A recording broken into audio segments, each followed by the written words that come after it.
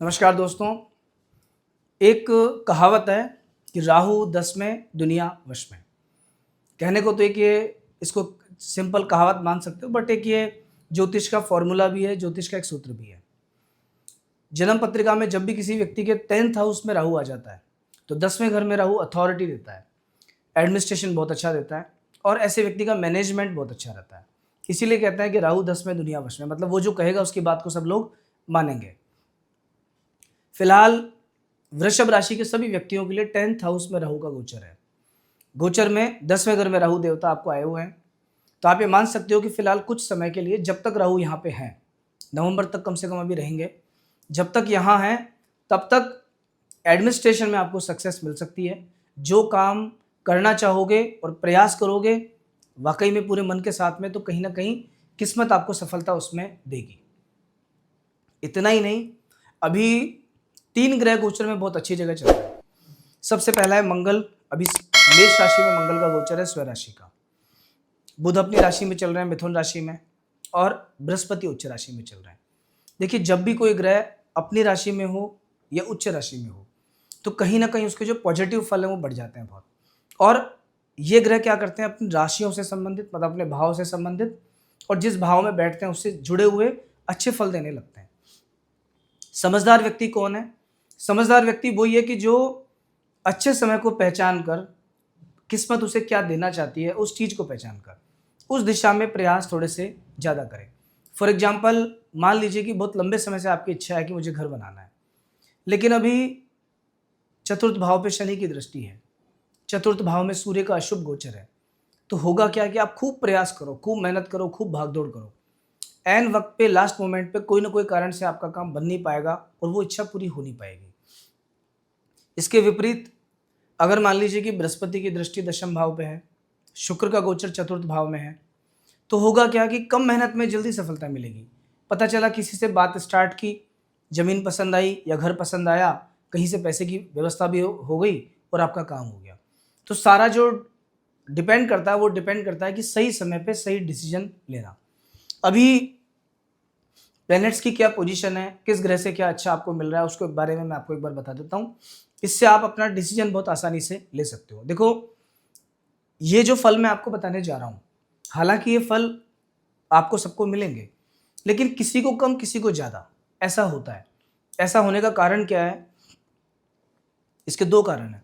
पहला तो जो भी ग्रह आपको अच्छा या बुरा फल देने वाला है, अगर वो आपकी जन्म पत्रिका में मजबूत स्थिति में, आपकी कुंडली में, तो गोचर में भी उसके फल आपको ज़्यादा मिलेंगे।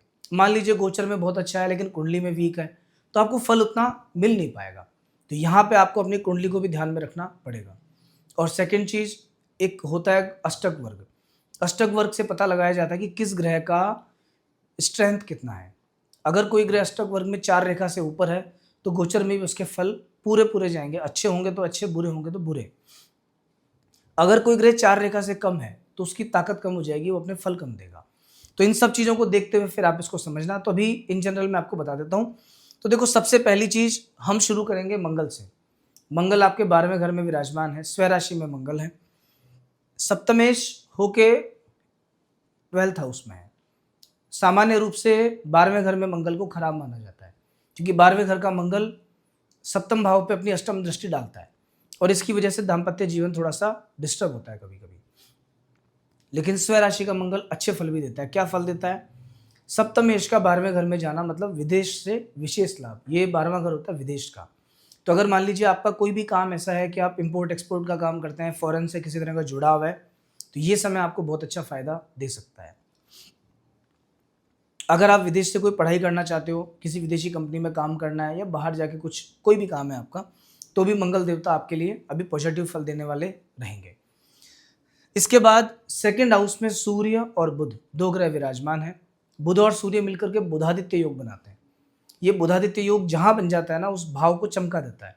अभी आपके सेकंड हाउस में वाणी के स्थान में है, मतलब इस समय पर अगर आप किसी से कोई बातचीत करेंगे, किसी को कोई सजेशन देंगे, राय देंगे, कम्युनिकेट करेंगे, तो कहीं ना कहीं आपकी बात को लोग समझेंगे, प्रेफरेंस देंगे, उसका बेनिफिट आपको मिलेगा। कम्युनिकेशन स्किल्स आपके अभी पहले के कंपैरिजन में बढ़िया होंगे, आपकी बात को लोग सुनेंगे, तवज्जो देंगे।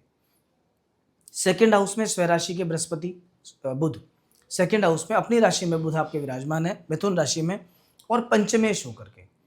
तो ज्योतिष में एक योग होता है कि जब भी पंचमेश द्वितीय भाव में चले जाए तो अपने आप में एक तरह का लक्ष्मी योग बनता है ये। और सेकंड हाउस है धन संपत्ति का, ये आकस्मिक धन लाभ देता है, विशेष रूप से शेयर मार्केट वगैरह से।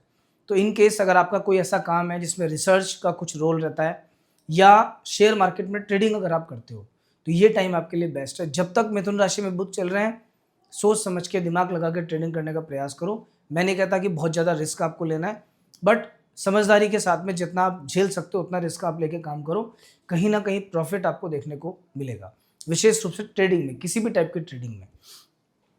अगर कमीशन बेस्ड कोई भी काम है आपका, सपोज रियल एस्टेट का काम है, लाइजनिंग का काम है, कोई और कमीशन बेस्ड काम है, तो भी ये समय आपके अनुकूल चल रहा है, उसमें आपको प्रॉफिट देखने को मिलेगा। आपके थर्ड हाउस में तीसरा घर जो होता है ये आत्मबल का होता है, मानस और हिम्मत का होता है। कोई व्यक्ति कितना काम कर सकता है, किस तरीके से काम कर सकता है, कितनी मेहनत कर सकता है, उसमें डिजायर्स कितनी है, काम करने की क्षमता कितनी ज़्यादा है, ये सब देखा जाता है थर्ड हाउस से। तीसरे घर में उच्च राशि में बृहस्पति अभी गोचर कर रहे हैं 2 जून के बाद से। यहाँ बैठे हुए बृहस्पति की दृष्टि पड़ती है सीधी भाग्य स्थान पे। तो मतलब ये मान के चलो कि पहली चीज़ तो किस्मत पूरा साथ दे रही है। दूसरी चीज़, अभी आप बहुत एंथुजियाज्म फील करेंगे, आपको ऐसा लगेगा कि उत्साह रहेगा कि मुझे ये करना है, ये करना है, ये करना है। नए नए टारगेट्स आप लोगे, अचीव करने के लिए प्रयास करोगे। तो आपको अभी बिल्कुल भी निष्क्रिय रूप से नहीं बैठना है, मतलब एफर्ट्स स्टार्ट कर दो। अगर पहले कोई आपके साथ खराब समय जा चुका है, नुकसान हो चुका है, कुछ और हो चुका है, तो उन सबको भूल जाओ फिलहाल। नए तरीके से, नए सिरे से अपनी लाइफ को रिस्टार्ट करो। क्यों? यहाँ बैठे हुए बृहस्पति की जो नवम दृष्टि है वो 11th हाउस में पड़ती है, 11वां घर होता है इनकम का। मतलब बृहस्पति देवता अभी आपकी इनकम बढ़ाने को तैयार है कि किसी भी माध्यम से पैसा आपके पास पर आए, लेकिन उसके लिए हमें प्रयास करना पड़ेगा। तो अभी फिलहाल बृहस्पति के, शुक्र के और चंद्रमा के फल भी आपको पॉजिटिव मिलेंगे इस घर के अंदर। केतु 4th हाउस में है, माँ को थोड़ी पीड़ा हो सकती है, घर परिवार से जुड़ी समस्याओं का ध्यान रखना। आपकी फैमिली के लोग आपके लिए प्रॉब्लमेटिक बन सकते हैं, वो परेशानियां क्रिएट कर सकते हैं, उनसे थोड़ा सा सावधान रहना। माँ के स्वास्थ्य को लेकर स्पेशल ध्यान रखना। और फिलहाल आपके डिसीजंस, आपका मैनेजमेंट, ये सब बढ़िया रहने वाला है। शनि आप ऑलरेडी 11वें घर में विराजमान है, और 11वें घर के शनि व्यक्ति को लाभ देते हैं, लोहे से लाभ देते हैं, व्यापार में लाभ देते हैं, फैक्ट्री वगैरह में लाभ देते हैं। इस तरह से इस पूरे वीक की अगर हम बात करें, आने वाला जो 15 से 21 तारीख का वीक है, इस पूरे वीक में आपके लिए 17 और 18 ये 2 दिन है बहुत शानदार। 17 और 18 तारीख में थर्ड हाउस में चंद्रमा रहेंगे, बृहस्पति के साथ गज केसरी योग बनाएंगे। तो ये बहुत शानदार दिन है आपके लिए, जितना फायदा उठा सकते हो उठाना, कुछ ना कुछ अच्छा आपके साथ हो सकता है। और 19, 20 और 21 इन 3 दिनों में चतुर्थ भाव में चंद्रमा है, टेंशन, स्ट्रेस, परेशानी ये सब रहेगा। हेल्थ थोड़ी खराब रह सकती है, डिसीजंस खराब हो सकते हैं। तो ये दिन आपको बहुत ही सेफ्टी और सावधानी के साथ निकालना है। दोस्तों, एक जन्म पत्रिका में व्यक्ति के पूरे जीवन के बारे में लिखा होता है, अभी क्या चल रहा है, आने वाला समय कैसा जाएगा। और कुंडली, इसको वेद को मतलब ज्योतिष को वेद का नेत्र बताया गया है, वो इसलिए कि पथ प्रदर्शक है। आपके लिए क्या इंपॉर्टेंस है कि आपकी लाइफ में अगर आपको अभी तक विशेष सफलता नहीं मिल पाई है, आप बहुत परेशान हो, मेहनत पूरी कर रहे हो, पर फिर भी कुछ नहीं हो पा रहा है, तो मेरा सजेशन आपको है कि जरूर एक बार अपनी कुंडली का अध्ययन करवाना चाहिए, और वहाँ से जो गाइडेंस मिलता है उसको अपने जीवन में अप्लाई करना चाहिए।